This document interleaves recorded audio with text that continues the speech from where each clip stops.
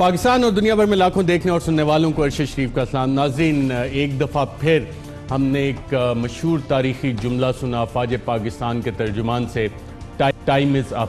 اور جب میں نے یہ جملہ سنا تو مجھے منیر نیازی کا وہ شعر یاد آ گیا کہ ہمیشہ دیر کر دیتا ہوں میں ہر کام کرنے میں، ضروری بات کہنی ہو آگے بھی ہے خیر، لیکن وعدے تو کافی نبھائے جاتے ہیں، لیکن ہمیشہ دیر کر دیتا ہوں میں۔ جب آج فوج پاکستان کے ترجمان ناظرین اپنی پریس کانفرنس کر رہے تھے اور بتا رہے تھے کہ افغان انٹیلیجنس ایجنسی NDS کی طرف سے بھی فنڈنگ آ رہی ہے، انڈین انٹیلیجنس ایجنسی را کی طرف سے بھی PTM پشتون تحفظ موومنٹ کو فنڈنگ آ رہی ہے، تو میں یہ سوچ رہا تھا کہ ہم تاریخ سے سبق کب سیکھیں گے۔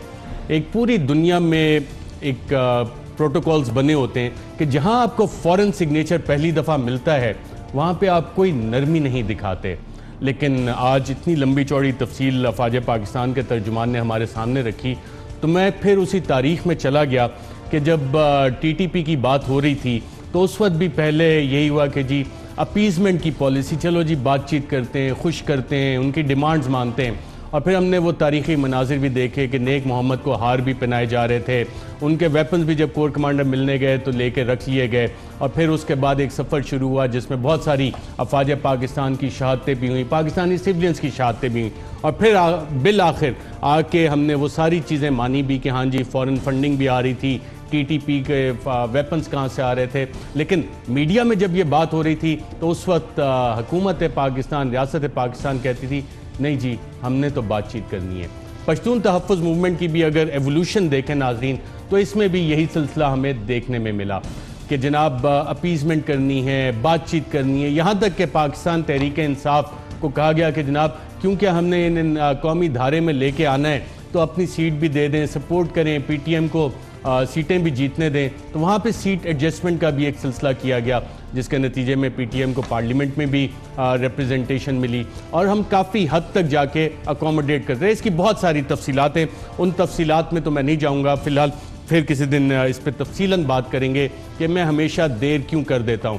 ایک مروجہ پروٹوکول ہے پوری دنیا میں، آپ کو فوراً سگنیچر ملتا ہے، فوراً فنڈنگ ملتی ہے، آپ امیڈیٹلی ایکشن لیتے ہیں، ہم ایسا کیوں نہیں کرتے؟ پروگرام میں یہ بھی جانیں گے، ساتھ ساتھ ناظرین پروگرام میں مزید بھی بات کریں گے کہ اگر ہم بھارت کی طرف دیکھیں تو وہاں بڑے بڑے بزنس مین ہیں، انیل امبانی ہو گیا، کوئی ہو گیا، رفیل ڈیل ہو گئی، رفیل ڈیل میں تو یہاں تک کہ جناب اوریجنل ڈاکومنٹس نہیں ہے، لیکن اگر میڈیا نے رپورٹ کیا ہے تو وہاں کی سپریم کورٹ اس ایشو کو اٹھاتی ہے۔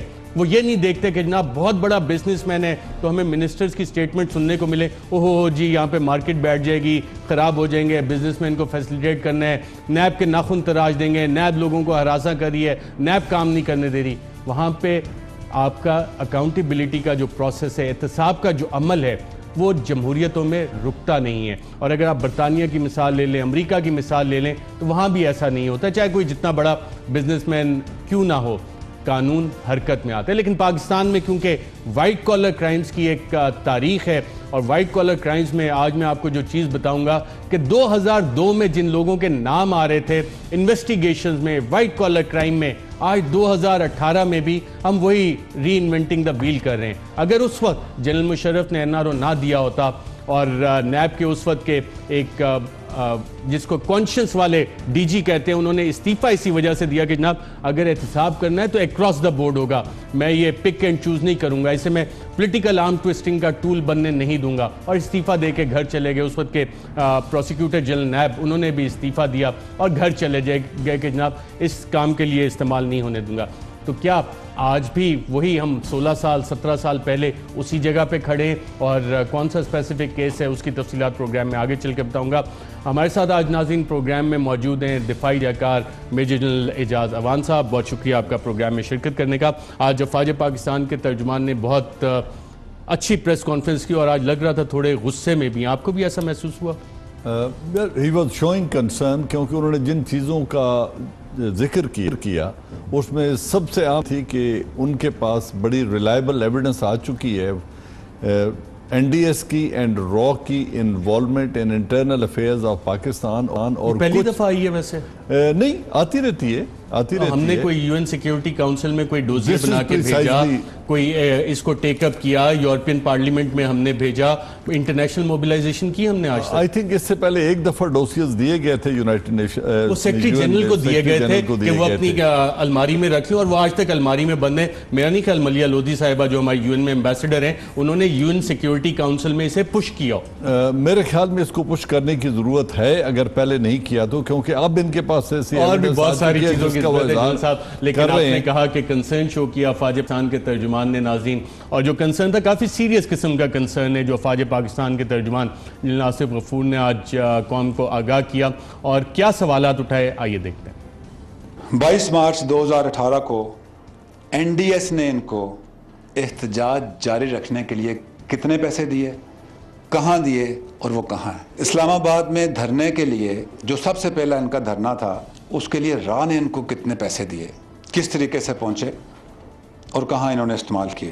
8 اپریل 2018 کو جو قندھار میں انڈین کونسلیٹ ہے، اس میں منظور پشتین کا کون سا رشتہ دار تھا جو اس کونسلیٹ میں گیا، اس سے ملاقات ہوئی، اس ساتھ ایک دوست بھی تھا، کتنے پیسے دیے اور وہ پاکستان کیسے آئے؟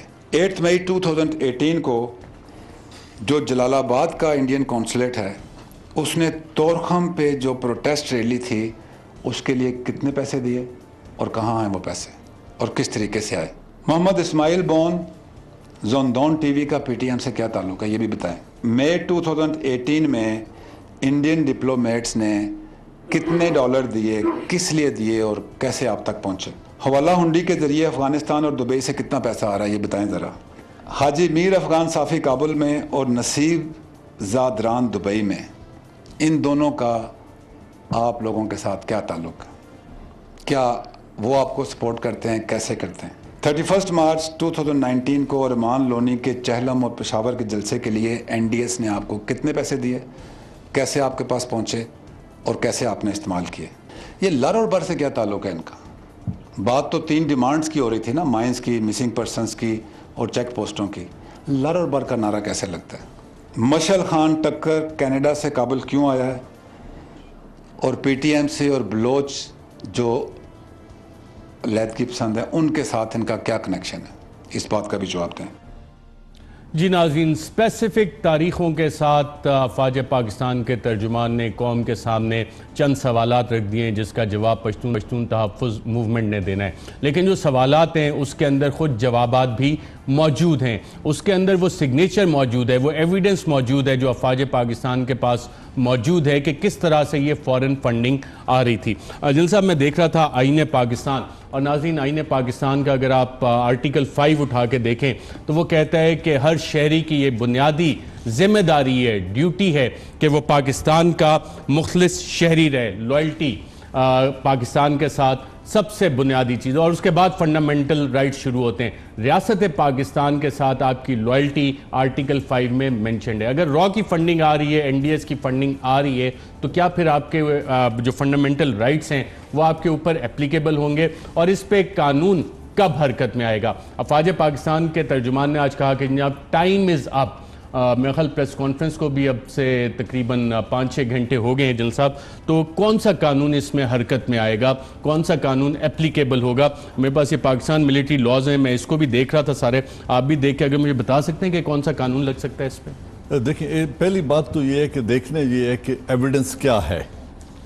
اگر وہ سیڈیشن کے زمرے میں آتی ہے جہاں آرمی کے یوتھ کو، ینگ آفیسرز کو ورگلایا جا رہا ہے اور ان کا مائنڈ ان کو سبورٹ کرنے کی کوشش کی جا رہی ہے، تو سیڈیشن کا ایکٹ آئے گا۔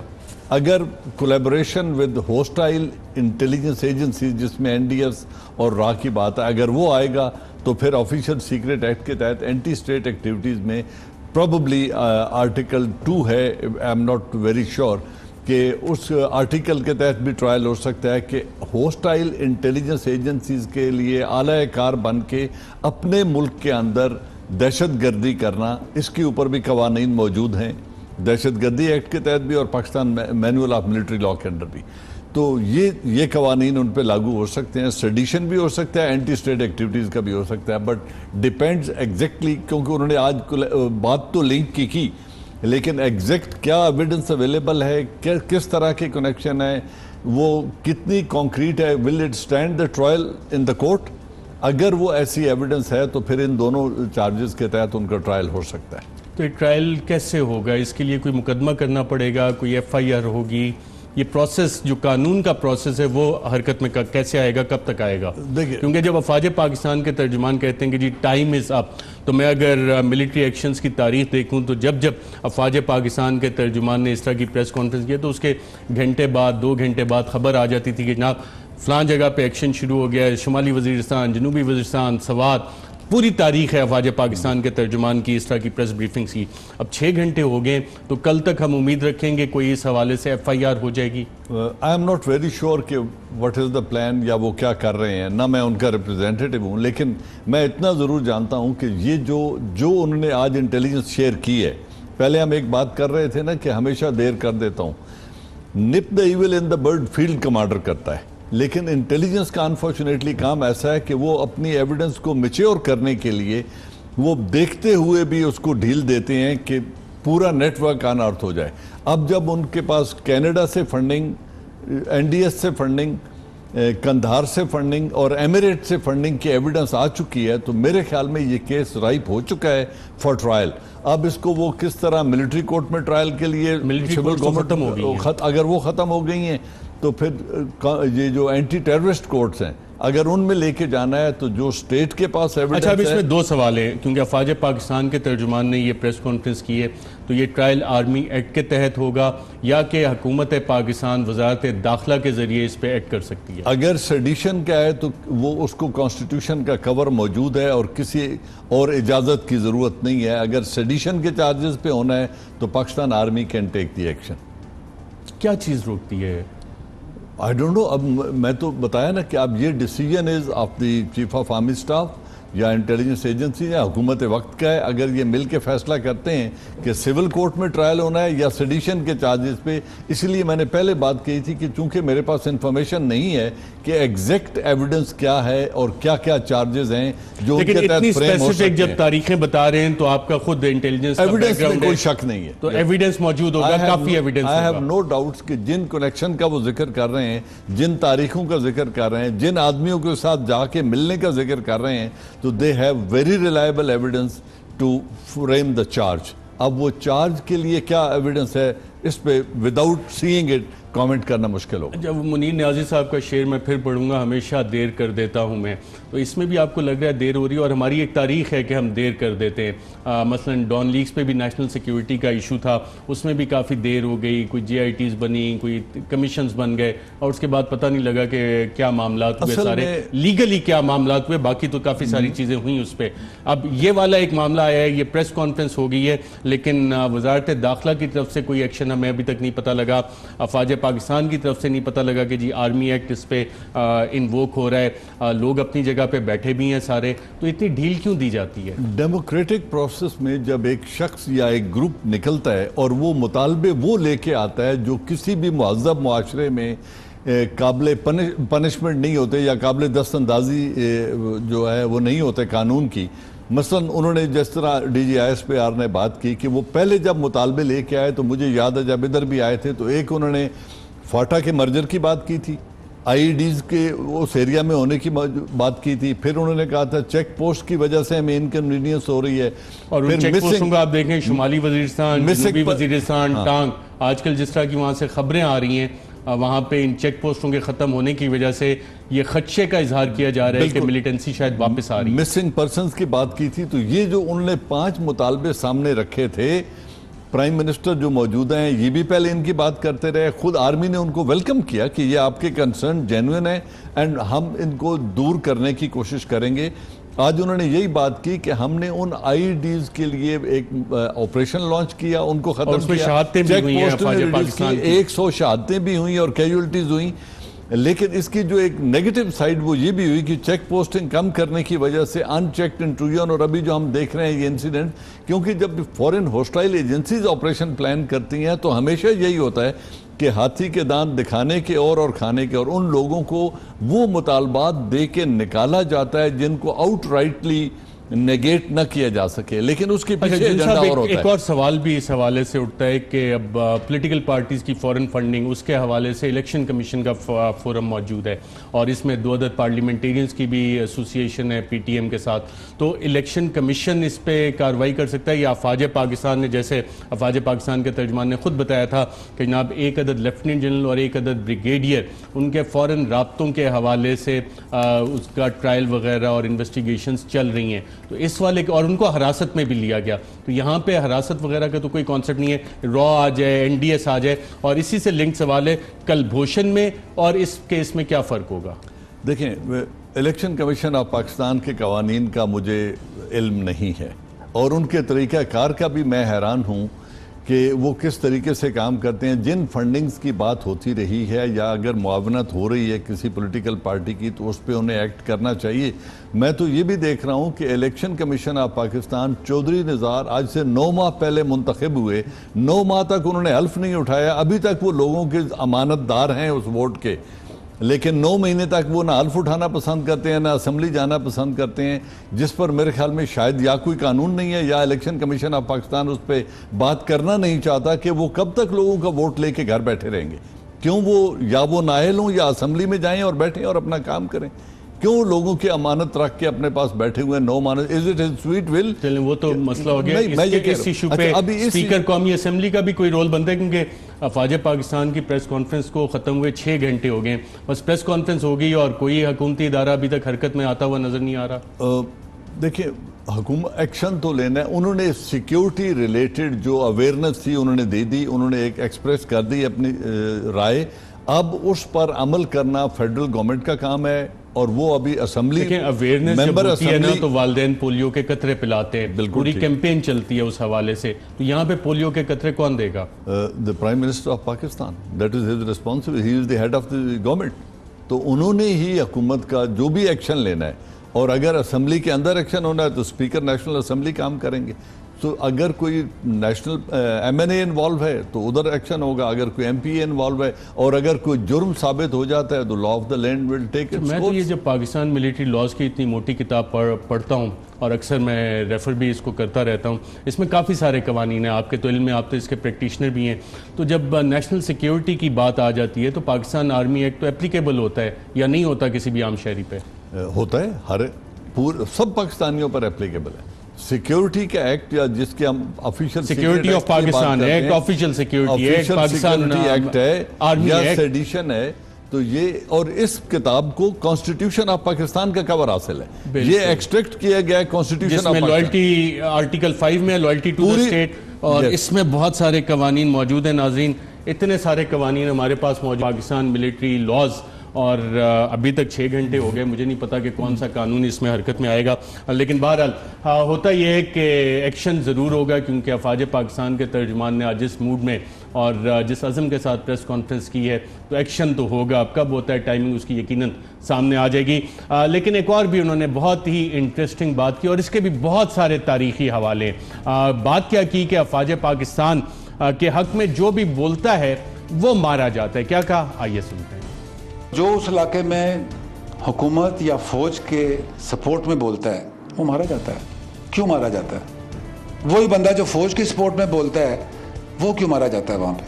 टीटीपी का अमीर मुफ्ती नूर वली वो पीटीएम और टीटीएम को कहता है जी एक चीज़ है, टीटीपी आपके हक में क्यों बयान देती है? टीटीपी के खिलाफ तो हमने ऑपरेशन किए, उसके खिलाफ जंग करते हुए हमारे इतने शहरी, इतने फौजी शहीद हुए हैं, जख्मी हुए हैं, तो उनका और आपका नैरेटिव एक क्यों बनता है? आपके हक में बयान देते हैं। जी नाज़रीन, आपने बात सुनी अफवाज पाकिस्तान के तर्जुमान की और बहुत अहम बात की है, इसकी गहराई भी बहुत ज़्यादा है। लेकिन पहले मैं एक सवाल पूछूं जनरल साहब से, तो फ़ौज के हक में बात करते हैं वो क्यों मारे जाते हैं? देखिए, जिन दहशतगर्दी जिन इलाकों में हो रही होती है, जो दहशतगर्द हैं उनका मकसद 2 होते हैं। एक वो लॉ एनफोर्समेंट एजेंसीज को पहले टारगेट करते हैं अदम तहफ़्फ़ुज़ फैलाने के लिए, फिर आर्म्ड फोर्सेस के साथ जो लोग भी ताउन करते हैं, जो उनको असिस्ट करते हैं या अमन कमेटीज़ के मेंबर बनते हैं या मफामती कमेटीज़ के मेंबर बनते हैं, उनको बिलखुसूस टारगेट किया जाता है ताकि आर्म्ड फोर्सेस के साथ कोऑपरेशन को डिस्करेज किया जाए, यानी एलियनेट किया जाए आर्म्ड फोर्सेस और मैसेज को। تو اس ایلینیشن کے لیے ان کو ٹارگٹ بنایا جاتا ہے. یہ کوئی نئی میتھڈالوجی ہے 1971 کا اگر آپ دیکھیں اور اس میں جو ایونٹس ڈیولپ ہو رہے تھے مشرقی پاکستان میں, تو جو لوگ اس وقت پاکستان کے متحدہ پاکستان کے حق میں تھے, افواج پاکستان کے ساتھ تھے, چن چن کے مارا گیا. ان کے ٹرائلز بھی بعد میں ہوئے. کیا ہمارے دفتر خارجہ نے کوئی آواز اٹھائی؟ اگر ہم اپنے وار اگینسٹ ٹیرر پہ آ جائیں تو مشیران, ٹرائبل ایلڈرز چن چن کے مارے گئے. چن کے مارا گیا. تو یہ کوئی نئی تاریخ رقم ہو رہی ہے. ہم کیوں تحفظ نہیں دے سکتے ان لوگوں کو جو درد رکھتے ہیں اس ملک کا, جو اپنی افواج کے ساتھ, اپنے بہادر جوانوں کے ساتھ کھڑا ہونا چاہتے ہیں؟ جب ہمیں پہلے سگنل ریسیو ہوتے ہیں اس حوالے سے, کیوں ان کو تحفظ نہیں فراہم کیا جاتا؟ ہم کیوں یہ فیلڈ اوپن چھوڑتے ہیں کہ جناب جو بیرونی بیانیہ ہے, بیرونی فنڈنگ ہے, بیرونی سرپرستی ہے, وہ دندناتے پھرے, اور جو پاکستان کے حق میں بولنے والے ہیں, یہ تاریخ ہے. اگر تاریخ میں نے غلط بتائی ہے تو مجھے کانٹریڈکٹ کر دیں. یہ بڑی درست تاریخ ہے. بڑا انفارچونیٹ واقعہ ہے کہ ابھی وہ لوگ جو اس وقت آپ جو 71 کی بات کر رہے ہیں, جنہوں نے اس وقت پاکستان کے لیے آواز اٹھائی, 70 برس بعد انہیں پھانسی لگایا گیا, 50 برس اس وقت بھی مارا گیا, اور اس کے بعد انہیں پھانسی لگایا گیا. ادھر بھی جو میں بات کر رہا ہوں, سوات میں خود میں آپریشن کا کمانڈر تھا. وہاں پہ ایسے چند افراد تھے جو اس وقت پرومیننٹلی جنہوں نے پاکستان آرمی کی سپورٹ کی تھی, ان کو بھی نشانہ بنایا گیا. جہاں تک تحفظ ہے, ایک عام شہری سے لے کے بالخصوص ان لوگوں کو تحفظ پرووائڈ کرنا حکومت وقت کی ذمہ داری ہے. تو it is a state failure, ان کو تحفظ پہنچانا حکومت کی ذمہ داری ہے. And law enforcement, police, civil, سب کا مل کے, آرم فورسز کا مل کے کام ہے کہ ان کو اور ان کے خاندانوں کو تحفظ پرووائڈ کیا جائے. ایٹ ٹائمز یہ ممکن نہیں ہوتا 100% جا کے ایکسٹینڈڈ فیملیز کو تحفظ دینا, بٹ نن دا لیس یہ ذمہ داری ہے. اور جہاں پہ ایسا ہوتا ہے وہاں فیلئر نہیں ملے گا تو پھر کون کھڑا ہوگا حق میں؟ دیکھیں, جو محب وطن اور غیرت مند لوگ ہیں وہ پھر بھی کھڑے ہوتے رہیں گے, لیکن مرتے رہیں گے. تحفظ دینا حکومت کی ذمہ داری ہے, and one can not look the other way. اب باقی دندناتے رہیں گے اور محب وطن لوگ ملک کے لیے قربانی اینٹی اسٹیٹ ایلیمنٹس کو گرفت میں لانا اور محب وطن لوگوں کو تحفظ دینا حکومت وقت کی ذمہ داری ہے. اس میں کوئی دو رائے نہیں ہے. جہاں نہیں ہو سکتا وہاں اسٹیٹ فیلئر ہے. کلبھوشن یادیو اور اس کیس میں کیا فرق ہے؟ وہاں بھی ہم را کا سن رہے تھے اور یہاں بھی را کا ذکر آیا, این ڈی ایس کا بھی ذکر آیا. اس کیس میں اور کلبھوشن کے کیس میں کیا فرق ہے؟ فرق یہ ہے کہ یہ پاکستانی اوریجن کے لوگ ہیں جو فورن ایجنسی کا اعلی کار بنے ہوئے ہیں. وہ خود فورنر تھا اور فالس آئیڈینٹی کے تحت پاکستان میں گھس کے سب ورجن کر رہا تھا. وہ اسٹیٹ سپانسرڈ ٹیررزم کی ڈائریکٹ ایگزامپل ہے, اور یہ انڈائریکٹ ایگزامپل ہے اسٹیٹ سپانسرڈ ٹیررزم کی. زیادہ خطرناک کون ہے ان میں سے؟ ان میں آئی وڈ سے زیادہ خطرناک یہ لوگ ہیں جو ہیں تو پاکستانی لیکن اعلی کار بنے ہوئے ہیں بیرونی ہاتھوں میں, چاہے ان کا تعلق کسی بھی طبقے کسی بھی ہو. یہ زیادہ خطرناک ہیں کیونکہ آؤٹ رائٹلی ان پہ نہ پڑوسی کو شک ہوتا ہے, نہ دوستوں کو شک ہوتا ہے, نہ ریاست کو ابتدائی طور پہ شک ہوتا ہے, جس کی ابھی ہم بات کر رہے ہیں کہ ہمیشہ دیر کر دیتا ہوں. وہ دیر اس لیے ہو جاتی ہے کہ جب اپنے ہی لوگ کسی کے لیے اعلیٰ کار بنے ہوں تو میر صادق اور میر جعفر کی شناخت میں وقت لگ جاتا ہے. ناظرین, آپ نے سنا جنرل اعجاز اعوان صاحب ہیں کہ انتہائی خطرناک لوگ ہیں. اب 6 گھنٹے گزر گئے ہیں افواج پاکستان کے ترجمان کی پریس کانفرنس کو. حکومت کی طرف سے بھی کوئی ایکشن نظر نہیں آیا, افواج پاکستان کی طرف سے بھی ابھی تک کوئی ایکشن نظر نہیں آیا. لیکن اتنے خطرناک لوگ اپنی جگہ پہ موجود ہیں اور جو ایویڈنسز ہیں وہ افواج پاکستان کے ترجمان نے سامنے رکھ دیے. آج ایک اور بہت انٹرسٹنگ بات کی افواج پاکستان کے ترجمان نے, اور 1971 کا حوالہ دیتے ہوئے پاکستان کے میڈیا کے رول کے بارے میں کیا کہا, آئیے دیکھیں. یہ بھی یاد رکھیں کہ یہ 1971 نہیں ہے, نہ وہ فوج ہے نہ وہ حالات ہیں. اور سب سے let me compliment media, it's a compliment that I want to give. اگر 1971 میں ہمارا آج کا میڈیا اس وقت ہوتا, آپ کی سازشوں کو بے نقاب کر سکتا, وہاں پہ ہونے والے حالات کی رپورٹنگ کر سکتا, وہاں پہ ہونے والی جو زیادتیاں ہیں جو ڈومیسٹکلی ان کی رپورٹنگ کرتا, تو آج مشرقی پاکستان علیحدہ نہ ہوا ہوتا. تو میڈیا نے جو کردار پچھلے 2 دہائیوں میں دہشت گردی کے خلاف جنگ میں اور پھر خاص طور پر یہ جو 3 دن کی جنگ تھی, اس کے اندر جو کردار ادا کیا ہے, میرا خیال ہے کہ اس سے بہتر میڈیا کا رول نہیں ہو سکتا. اور امید کرتے ہیں کہ انشاءاللہ ہمارا میڈیا ایسا ہی رسپانسبل رہے گا اور آپ کے میڈیا میں بیہیویئر چینج کی ضرورت ہے. جی ناظرین, خوشائن بات, اور چلیں اس بات میں کافی زیادہ دیر نہیں ہوئی، لیکن پاکستانی میڈیا کے رول کو افواج پاکستان کے ترجمان بھی سراہ رہے ہیں اور اس کی ایک اہمیت ہوتی ہے، انٹرنیشنلی ریکگنائز ہے. لیکن تحریک انصاف حکومت آنے کے بعد چند وزراء ایسے سائنٹسٹ بنے، انہوں نے کہا نہیں جناب یہ میڈیا تو ختم ہو جائے گا، اس کا کردار ہی کچھ نہیں ہے، اور کچھ انہوں نے میڈیا کے خلاف اقدامات بھی کیے. اس پہ پھر کبھی بات کریں گے، لیکن افواج پاکستان کے ترجمان کی ایک معصومانہ خواہش بھی ہے، وہ کیا تھی آئیے دیکھتے ہیں. میں نے میڈیا کی تعریف کی اور میں دل سے میڈیا کے ساتھ ہوں. میڈیا نے بہت رول پلے کیا ہے، اس سے بھی بہتر رول ہو سکتا ہے. میں نے ان سب سے بات کی کہ آپ 7 days a week شوز کرتے ہیں، ایک دن مجھے دے دیں. آپ 6 days a week شو کریں، کنٹمپریری کرنٹ ایشو پہ جس پہ مرضی کریں. آپ 7 بجے سے لے کے 12 بجے تک 43 نیوز چینلز، اینکرز، گیسٹ ایک ہی موضوع پہ بات، آپ کوئی بھی لگا لیں. میں نے کہا ایک دن مجھے دے دیں، میں ٹاپک سجیسٹ کرتا ہوں، اس ٹاپک پہ آپ بات کریں. گیسٹ جو ہے اس سبجیکٹ کا ایکسپرٹ بلائیں. ملٹری کورٹس بنے تھے، جوڈیشل ریفارمز ہونے تھے، آپ جوڈیشل ریفارمز کے اوپر ٹاک شو کریں، بلائیں پرانے چیف جسٹسز کو، ان کا ایکسپیرینس ذہن میں سامنے رکھیں، سجیسٹ کریں حکومت کو کہ کیسے جوڈیشل ریفارمز ہونے چاہیے. ایجوکیشن کی میں نے اتنی بات کی ہے، پلیز آپ پرانے ایجوکیشن ایکسپرٹس کو بلائیں، اس 1 گھنٹے میں ایجوکیشن ریفارمز کے اوپر بات کریں، سجیسٹ کریں. پولیس ریفارمز کے اوپر بات کریں، سجیسٹ کریں. فاٹا کی بحالی کے اوپر بات کریں، سجیسٹ کریں. آج تک نہیں ہوا. جی ناظرین، افواج پاکستان کے ترجمان کی اس معصومانہ خواہش پہ بات کرتے ہیں ایک وقفے کے بعد. ویلکم بیک ناظرین. آج افواج پاکستان کے ترجمان نے جہاں میڈیا کے رول کی تعریف کی، وہاں انہوں نے ایک معصوم خواہش کا بھی اظہار کیا کہ میڈیا کو ایک رول ادا کرنا چاہیے. دل راج صاحب ذرا یہ خواہش کا اظہار جو تھا ذرا دوبارہ دکھائیے گا. میں نے میڈیا کی تعریف کی اور میں دل سے میڈیا کے ساتھ ہوں. میڈیا نے بہت رول پلے کیا ہے، اس سے بھی بہتر رول ہو سکتا ہے. میں نے ان سب سے بات کی کہ آپ 7 days a week شوز کرتے ہیں، ایک دن مجھے دے دیں. آپ 6 days a week شو ایک دن مجھے دے دیں. اور پھر آگے ایجوکیشن کی بھی بات کی انہوں نے، law reform, police reform, FATA merger, وہ ہم پہلے بھی دکھا چکے ہیں. آپ نے یقیناً وہ واقعہ تو سنا ہوگا، اکثر آرمی کی میسج میں آپ دوستوں کے ساتھ بیٹھے ہوں تو سنتے ہیں کہ 2nd World War میں وہ کوئین والا واقعہ تھا کہ جناب ایک سولجر کو ریکروٹ کرنا تھا. تو کیا واقعہ تھا وہ کنسکرپشن ہو رہی تھی، تو انہوں نے کہا جی کنسکرپشن ہے تو سب ایبل باڈیڈ بندوں کو بلا لیں. تو اب میں آپ کو تو نہیں کہتا کہ میڈیا وہ ہے، لیکن انہوں نے ایک مینیل کو بلا لیا اور اس کو کہا جی کہ تو نے جا کے آگے جنگ لڑنی.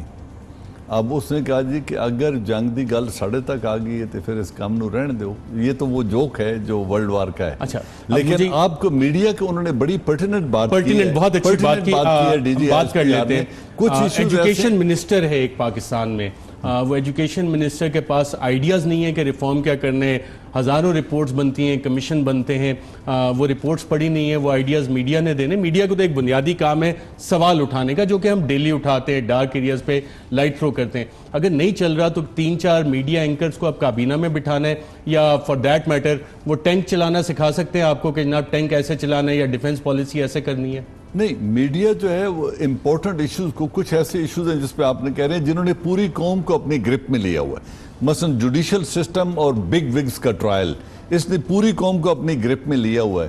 تو کیا پرانے چیف جسٹسز آپ 3 بلا سکتے ہیں جو بات کریں کہ آپ مجھے پرانے 3 نان نہیں؟ کنٹروورشل چیف جسٹسز کے نام بتا سکتے ہیں جن کے جو نان کنٹروورشل ہوں؟ دیکھیں، نان کنٹروورشل ہونا یا نہ ہونا تو ایک بات ہے، بٹ ان کی جو ایکسپرٹیز ہے لاء کے اوپر، لا ریفارمز کے اوپر سینٹ آف پاکستان کی پوری رپورٹس 4 والیوم کی بنی ہوئی پڑھی ہے. کسی نے پڑھنے کی زحمت کی ہے امپلیمنٹ کرنے کی؟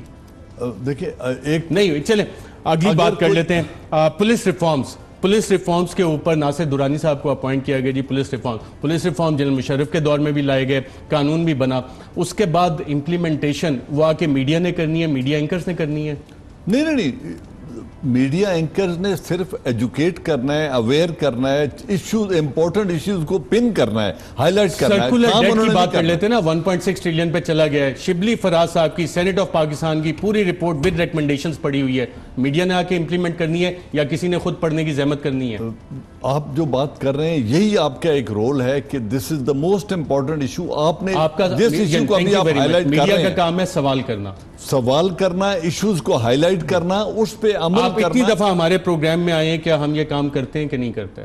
آپ کر رہے ہیں. اب خواہش کیا ہے کہ کیا میڈیا جو ہے وہ حکومت بھی چلائے، یا حکومت یا یہ ایکسیپٹ ہو رہا ہے ایک لیول پہ کہ جناب آپ کے پاس آئیڈیاز کی کمی ہو گئی ہے تو میڈیا اینکرز جو ہیں ان کو کابینہ کا ممبر بنا دیا جائے یا کسی کو کور کمانڈر بنا دیا جائے کہ جی آپ ڈیفنس پالیسی چلائیں؟ آپ یہ رول تو نہیں فورسی کر رہے؟ میرے خیال میں D G I S P R نے یہ نہیں کہا. وہ کہنا یہ چاہتے ہیں کہ اگر آپ 5 دن پروگرام کرتے ہیں اپنی مرضی سے اور day to day mundane issues سیاست کے چھوٹے موٹے ان پہ کرتے ہیں، ایک دن کسی نیشنل یہ بتائیں قومی بیانیہ بنانے کا کس کا کام ہے؟ افواج پاکستان کے ترجمان نے پریس کانفرنس کی، امپورٹنٹ ایشو تھا اس پہ بات ہوئی. بالکل ٹھیک. کل ایجوکیشن منسٹر اگر اہم پریس کانفرنس کرے گا، ایجنڈا سیٹنگ کرے گا تو اس پہ پروگرام نہیں ہوں گے.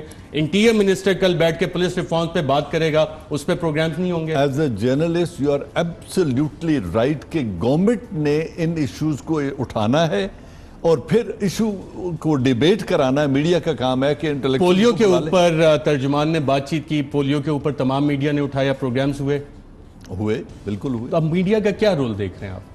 میڈیا کا رول پوزیٹیو ہے، بہت امپورٹنٹ رول ہے. اوپینین میکنگ بڑا ایک امپورٹنٹ ایشو ہے اور ایشوز کو ہائی لائٹ کر کے جو سو کالڈ ایکسپرٹ ہے میری طرح کے ان کو بلا کے ان کو کہنا ہے کہ اور ہم چاہیں گے کہ افواج پاکستان کے ترجمان ہمارے پروگرام میں آئیں اور اس پہ صرف میڈیا کے ایشو سے اور جو انہوں نے خواہش کا اظہار کیا ہے اس پہ باقاعدہ ایک ڈیبیٹ کریں. 4-5 اور اینکر بھی بیٹھ جاتے ہیں، افواج پاکستان کے ترجمان بھی بیٹھ جائیں اور میڈیا کے رول کے حوالے سے کنسٹرکٹیو پازیٹیو ڈیبیٹ کرتے ہیں کہ ان کی خواہش کیا ہے اور میڈیا کا اصل کردار کیا ہے. اور بہت اچھی بات ہے، انہوں نے آج اس کو ریکگنائز بھی کیا، تعریف بھی کی. اور میڈیا کا رول بنیادی طور پہ یہی ہوتا ہے کہ جو ڈارک ایریاز ہیں اس پہ لائٹ پھینکنا اور پھر جو ارباب اختیار ہوتے ہیں، اقتدار میں ہوتے ہیں، ان کا کام ہے ان ایشوز کو ایڈریس کرنا. اب ایشوز کو ایڈریس کرنے کی ناظرین جب بات آتی ہے تو ری انوینٹنگ دا ویل کا ہم کام کرتے رہتے ہیں، یعنی کہ کولو کے بیل کی طرح بس چکر لگائے جاتے ہیں، کام ہم نے آگے چلانا نہیں. اور وائٹ کالر کرائم اس کی بڑی واضح مثال ہے. میاں منشا صاحب پاکستان کے ایک بڑے بزنس مین ہیں. اب وہ بزنس مین بنے کیسے اتنے بڑے businessmen? White collar crime. اور جب میں وائٹ کالر کرائم کہتا ہوں تو اس کے پیچھے نیب کی، ایف آئی اے کی، اسٹیٹ بینک آف پاکستان کی رپورٹس بھی ہیں. ایم سی بی بینک کے مالک بنے، ایم سی بی کا پیسہ اسی سے بینک خرید کے، کیونکہ منظور منشا تھے کسی کے اور پچھلے دور حکومت میں بھی ایکشنز نہیں ہوئے. لیکن یہ کہانی آج کی نہیں ہے، یہ کہانی 2002 میں بھی دیکھی گئی، 1990 میں بھی دیکھی گئی. احتساب کا جو گھن چکر ہے 1990 سے جب شروع ہوا تو تب سے یہ کیس چلا آ رہا ہے، لیکن فائلیں دبا دی جاتی ہیں. اور اس کا جو ایم سی بی کا کیس ہے ناظرین، عادل راجہ کہہ رہے ہیں بریک کے بعد بتاؤں، بریک کے بعد آ کے میں آپ کو انٹرسٹنگ چیز بتاؤں گا کہ ری انوینٹنگ دا ویل. اور 2002 میں ایشو آئیڈینٹیفائی ہوا، 2018 میں آ کے دوبارہ تحقیقات ہو رہی ہیں. ایک وقفے کے بعد ویلکم بیک ناظرین. 2002 میں شروع ہونے والا مقدمہ ابھی تک چل رہا ہے. بینک کے پیسوں سے میاں منشا نے بینک کیسے خریدا، آئیے دیکھتے ہیں. ناظرین آپ اکثر دیکھتے ہوں گے کسی بینک میں اگر ڈکیتی ہو جائے، 5 لاکھ 10 لاکھ 20 لاکھ 50 لاکھ کی ڈکیتی ہو جائے تو ہیڈ لائنز بن جاتی ہیں سب جگہ. لیکن ہمارے ملک میں ماشاءاللہ ایسے کام بھی ہوتے ہیں کہ پورے کے پورے بینک لٹ جاتے ہیں، خرید لیے جاتے ہیں، اربوں روپے ادھر سے ادھر ہو جاتے ہیں ٹرانزیکشنز. لیکن ہمارے ادارے، چاہے وہ نیشنل اکاؤنٹیبلٹی بیورو ہو نیب، چاہے فیڈرل انویسٹیگیشن ایجنسی ہو ایف آئی اے، چاہے اسٹیٹ بینک آف پاکستان ہو ایس بی پی، ان بجائے اس کے کہ ان ڈکیتوں کو پکڑا جائے، اس جو ڈکیتیاں اس پروفیشنل انداز میں جس کو وائٹ کالر کرائم کہتے ہیں، ملینز کی ڈکیتیاں جو ہوتی ہیں اس پہ کوئی ایکشن نہیں لیتے. آج اسی طرح کی آپ کو ایک کہانی سنائیں گے جو کہ بہت انٹرسٹنگ ہے کہ آپ ایک پیسہ بھی نہ لگائیں اور بینک کے اربوں روپے کے مالک بن جائیں، اس کے ایسٹس آپ کو سارے مل جائیں. اور یہ بات کس طرح سے ثابت ہوتی ہے، اس میں دستاویزات کیا ہیں وہ بھی آپ کو بتائیں گے. میاں منشا صاحب جو مسلم کمرشل بینک کے کرتا دھرتا ہیں، مالک ہیں اس کے، ان سے بھی ہماری پروڈکشن ٹیم نے رابطہ کیا کہ جناب آپ اپنا موقف آ کے ہمارے پروگرام میں دیجیے گا کیونکہ ہم یہ کرنا چاہ رہے ہیں. اس کی پرائیویٹائزیشن پہ کچھ سوالات اٹھے ہیں، کچھ رپورٹس ہیں، تو میاں منشا صاحب نے بھی پروگرام میں آنے سے معذرت کر لی. ناظرین اس کیس کا میں تھوڑا سا آپ کو بیک گراؤنڈ بتا دوں، اگر ہمارے پروڈیوسر آپ کو اسکرین پہ دکھا سکیں. منٹس آف دا میٹنگ ہے جو منسٹری آف فائنینس میں 13 اپریل 2002 کو ہوئے اور اس وقت کے فائنینس منسٹر شوکت عزیز حفیظ صاحب, اس وقت کے پرائیویٹائزیشن منسٹر الطاف سلیم, اسٹیٹ بینک کے گورنر عشرت حسین اور اس وقت کے chairman NAB lieutenant general Munir Hafeez صاحب. جی ہاں, یہ وہی دور ہے جب اکاؤنٹیبلٹی کا بڑا ڈھول بج رہا تھا کہ جناب کسی کو نہیں چھوڑیں گے, اکاؤنٹیبلٹی کریں گے.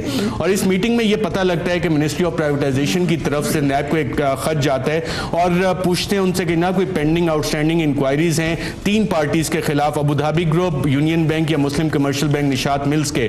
تو نیب اس میٹنگ میں جواب دیتا ہے کہ جناب ابو دھابی گروپ کے پاس تو بیورو کے پاس کوئی سورس انکوائری رپورٹس نہیں ہے, لیکن جو دوسرے 2 گروپس ہیں ان کے حوالے سے ہمارے پاس بالکل رپورٹس موجود ہیں.